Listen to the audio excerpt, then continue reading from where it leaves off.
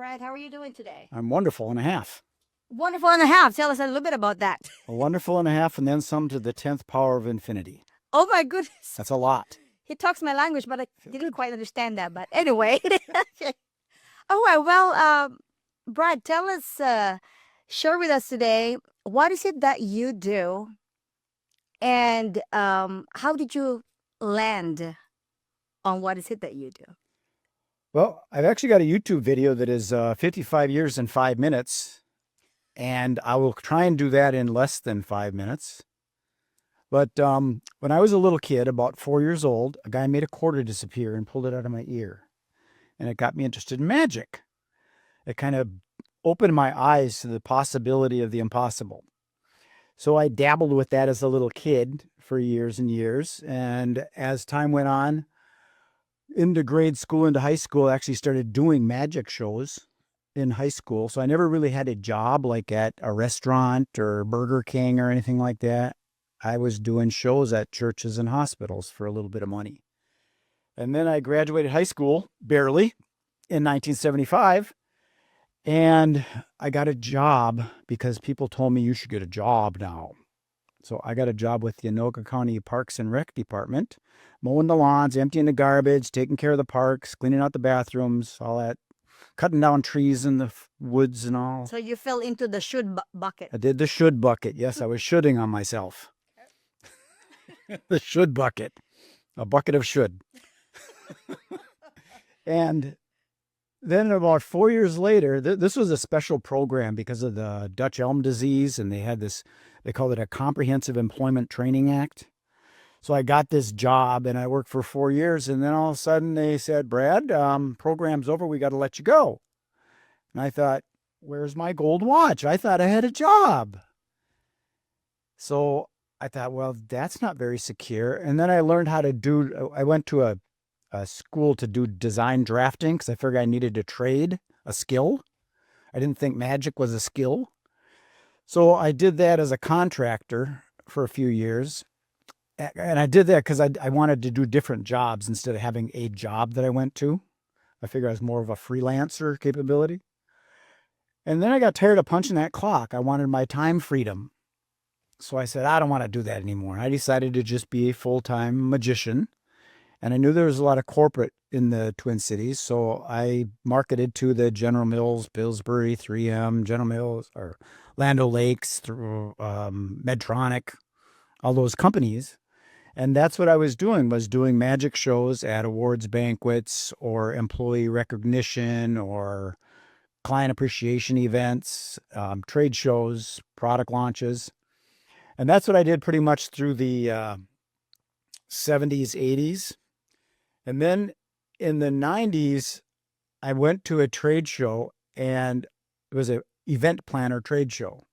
So I was in an environment where all of my ideal client was there. All the attendees were planners from these special events and conferences and fairs and festivals. And I thought, this is a great way to generate leads. So I created my own trade show. Back then it was called the Great Minnesota Event Show. And I invited all these people to come. And this was pre-internet, so there was a little form they had to fill out. My name's Tammy from 3M Corporation. We have a company picnic for 3,000 employees at Tartan Park. The budget is $15,000. We want a bouncy thing for the kids, a pig roaster, a tent, a magician, and a face painter. And I'd go, there's a lead. So I would send out postcards until they would call me up and go, Brad, are you available for August 15th for a company picnic at Tartan Park? And I'd go, sure. And I look back on that now as that was so easy to book stuff, but I didn't realize it was that easy. So I continued to do things, and then the internet came along, and it sort of disrupted the way things were working because now everybody had access to everything through, back then it was called Netscape was the browser, and they could find things on the internet. And they realized they didn't kind of really need to come to a trade show anymore because they could just Google Native American caterer and they'd find it. I don't even think Google was around back then. So I got scared and I brought on a couple business partners, which I would say is a mistake because it created a three-legged stool.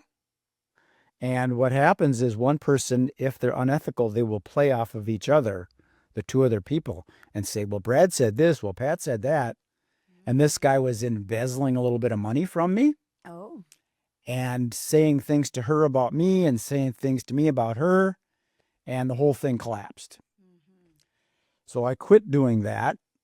And there was a friend of mine that had the World Karate Organization. He had it out in California, and he'd want me to come out there and help him with his events. But I had my own business I was running. So when my business closed, I said, I'll be out in a week. And I packed everything up and I drove out to LA and slept on a karate school floor for a year, Wow. helping him with his martial arts events. And then that was old and I wasn't making much money, but the time freedom was really cool. I mean, I didn't have any responsibilities. Go time freedom. Yes. Didn't have any responsibilities and I didn't have to make much money because I was sleeping on the floor. And I really enjoyed it, even though I wasn't making money. Making a little bit, I just get a couple gigs twisting balloons and doing some magic shows here and there. And then a magician friend of mine, that's actually an actor out in LA too, he had this idea to do a how to do magic infomercial. So he said, Brad, you want to come over and help me with it? And I said, sure. So I pulled up stakes and moved over to Studio City and had a little studio apartment in the Burbank area. And worked on that for about 6 months. And it was actually the most money I ever made, having the most fun in the shortest amount of time. Because we were doing magic on the streets and in restaurants and bars. And it was a lot of fun. And then when that project was over, I was out in LA. And I was thinking, what am I going to do? Because I can't sing, I can't dance, I can do magic tricks. I didn't want to wait on tables. So I said, I got to get out of here. And I came back to Minneapolis and did digital marketing because I was wounded. I didn't want to be in business anymore. So I was just doing digital marketing So you're stuff. finally riding the tide of the internet. Digital marketing. I wasn't riding the tide. I'm always in front of it. Oh. I don't Much catch. better. No, it isn't because you don't catch the wave. Oh, that's true. You got to be crushed by that. Yeah, I'm sort of kind of like ahead of my time again. I saw early on when the TV and the phone and the internet and the computers, I saw them all coming together, the whole communications thing. So I was doing like fax on demand stuff way before anybody was even understanding really what a fax machine was. But jumping forward to that, I got the heck out of LA and came back to Minneapolis and I was just doing internet stuff. And then a friend of mine said, let's do trade shows together. So we started a company doing home improvement trade shows. We were called the Expo Guys. The company was Media Max Events and Expos. And I did these home improvement expos. And we did about 12 a year. And it got stressful because my business partner, again, was just two people. I didn't have the three-legged stool anymore. It was just two people. But we didn't agree on how the things were done. He wanted a job. I wanted a company. So there was a difference of where I wanted it all to go. And it got stressful because we were doing a lot of shows. And I wasn't eating good. I wasn't exercising. And I had a mild stroke. They call it a TIA, transient ischemic attack, they said. I said, what the hell's that? She goes, that's a mini stroke. I go, me? What? So I had just a short episode that was kind of a life changer, and I realized I didn't want to die in an office. And that's when I resigned from that and just did more internet-based things. And then I got tired of sitting on a couch, and I decided I wanted to get back in the event business and see people again. So I started another expo company with a friend of mine, and we started doing a show. We did it in 2019. And then we did one in 2020 on March 4th. And then do you remember what happened like March 12th? The COVID thingy? Yeah, the thing. The thing. Everything stopped. And I went, what the hell is going on here? I can't do events anywhere in the world now. So that threw me for a loop. And I went back into the digital marketing space. And then because I had this, you know the difference between, you know what a niche is? You know what a notch is? Tell me. Well, it's kind of like a niche. It's a little, Little. and then there's a rut. Right. And I found out that my niche was a notch that was really a rut of this event industry. And I kept on falling back into this niche notch rut. So I like the idea of, this is a long answer to your question, but I don't really like the word business because it sounds too much like busyness. And so now I'm doing things where I can utilize the internet to automate things so that you can have a lot of free time. And I'm sort of getting, I like the concept of being at an event where people meet people, but it's so hard to get people to places because there's so much, it's so vast now with events are everywhere. So that's what I'm doing right now. I'm kind of in a transition. Do I want to play in the real world or do I want to play in the artificial world? The real world or the artificial world? Yeah. So that's my long answer to your question. Well, I love that. And a couple of things that I'd like to share what I picked up from what you just laid down in front of us is that when you are doing the magic thing, right, you feel great, right? You're just happy. And then when you try to do something out of fear, you said you got scared because the internet came and you decided you wanted to work with 3 people that you're not resonating with and everything kind of fell apart.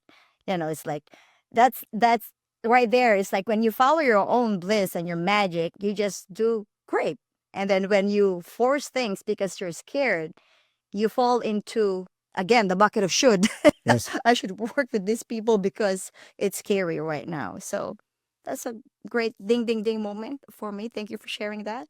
But yeah, how do you actually serve your people, your community with the thing that you are doing right now? I feel like I'm a connector, and it's about connecting a product to a prospect. And I think a lot of people don't realize how, like when I created the event expo, the people I invited to it were event planners. So I had a room of 2,000 corporate and fairs and festivals and wedding planners and concert promoters and all these event related people all in one room. That, again, were filling out a piece of paper that told me how much money they had and when they're going to spend it. So it was my ideal client all in one space. So I think that's what I can do is show, like, here's a quick example. There was, I was at a networking event and a guy was doing commercial roofing, flat roofs or whatever, commercial roofing. And you go to these networking events and how do you find the people that have commercial buildings? They own them or manage them. And he would go to these networking events that had, someone that does Mary Kay Cosmetics and somebody else is a business coach and somebody's a real estate agent and somebody else is like whatever kind of business. When there's an association called BOMA, which is the Building Owners Managers Association. So you just go be a member of that, and now you've got all of the Minneapolis building owners and managers all in one room. And then you do a cruise on the St. Croix River or the Mississippi River or Lake Minnetonka and invite them out for Taco Tuesday and tell them to wear a paperclip on their collar. Right. And then when they get on the boat, you know exactly who you want to meet because they got a paperclip on their collar. Wow. So the idea of getting your ideal client in one space is easier when you really narrow down that niche avatar of exactly who you want. Do you want to meet mothers ages 30 to 40 that have 2 children and like cats? Now you know exactly who you want to reach. And in this big, vast internet, you can cast a broad net and then find those specific people that you resonate with. Because you can't sell hamburgers and hot dogs to vegans and vegetarians. You can Everybody try. write that down. You can try, but it's hard. Right. Wow. Yeah, I mean, keeping it simple, right? Yep. I think we humans like to make things complicated, where as you put it down just now, like it's so simple. But then again, sometimes we choose to make it complicated because we're humans, right? Yeah. And you've experienced that in your own life, right? Your journey, like I your constantly do it. All the time I'm thinking We all do. outside. Yeah, exactly. Yeah, I really enjoyed this conversation, Brad. So, if you have one inspiration to share to inspire the people who are listening to us today, what would that be? I think it's you can't fail if you don't quit. If you just keep going forward, because even a failure isn't really a failure, it's just education. And if you just keep on going forward, you really can't quit. And I learned that a little bit through the martial arts, that you going for your black belt. If you just keep on going, even though it hurts or it sucks or you're tired or whatever, you just keep on going. Eventually, in an infinite, eternity, you'll eventually get your black belt. So you can't fail if you don't quit. It becomes inevitable. Yes. Winning becomes inevitable. Exactly. All right. Well, side note, I'm very curious. Because give us a little bit here. What's the story behind the pendant? I'm very, very curious. This is just in case I need to do a magic show. We're out of time now, but maybe we can do it in the studio. This is a little Chinese coin here, and then some coins here, and then a coin here, and it's all on this thing right here. Maybe I can do it. Should I do it? Yes. Maybe we can do it so that you can see what's going on too. So, how many coins do you see? 4. 4. Okay. Take away 1. Leave us with how many? 3. Watch. 3. Do it again. Sort of vujade. Like it's deja vu.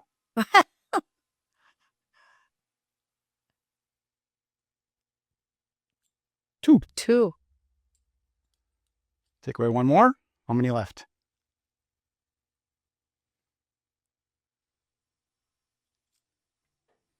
Wait. Ready, set? It's gone. It's back again. There it is. 1, 2. So we got 2, 3. 1, 2, 3, 4. Ta-da!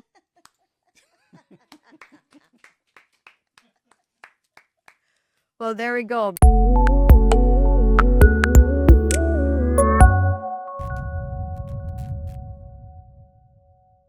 Hey, it's Will with the Podcast Crew team.